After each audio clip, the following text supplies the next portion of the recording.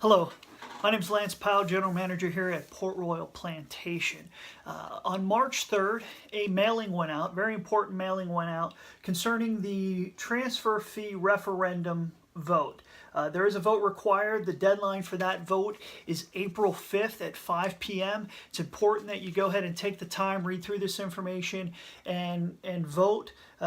It is a requirement through the covenants that 2/3 of the community vote in favor of this for this to pass. So your vote is extremely important. Make sure you get that vote in by April 5th at 5 p.m.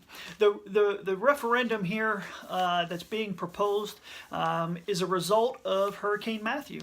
Ultimately, the board had to look at some different options as it relates to covering the storm-related costs. Just as some of the other communities here on the island have done, they've already gone ahead and implemented a special assessment or supplemental assessment on their landowners to cover those costs.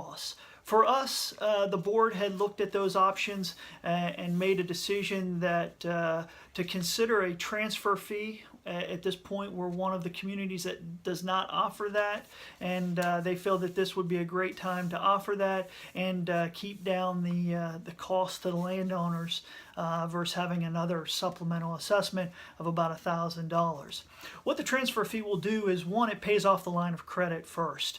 Currently, the board has authorized up to $700,000 on a line of credit that covers the cleanup cost as well as the storm restoration costs. A lot of that was explained in the last Trident as far as what some of those costs are at this point in time, so I would encourage you to visit the Trident to get further information on that. But at the same time, it helps build for the future. So while the 100% of those funds collected in the transfer fee, they go directly to paying off the line of credit until the line of credit is paid off, at which point then we start building for the future.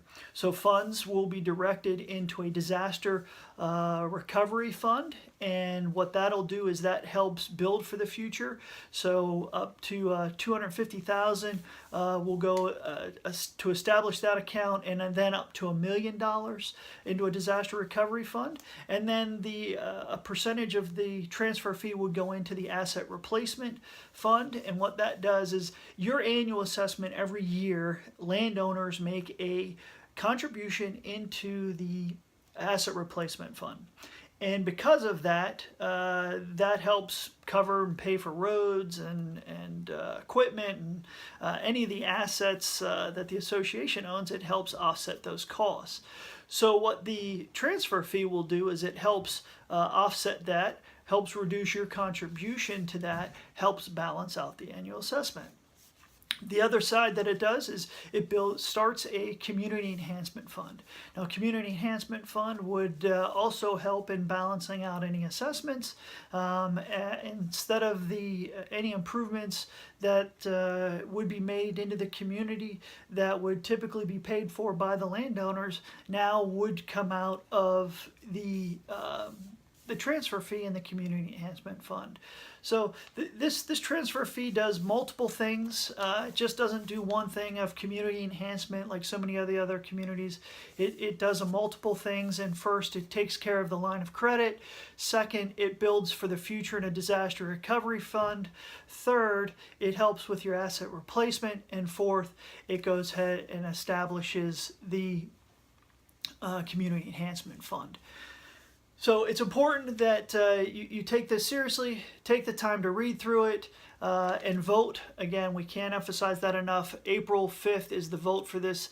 Take your time, read through it. If you have any questions, please feel free to give me a call direct, 843-681-5114. Have a great weekend. Thank you.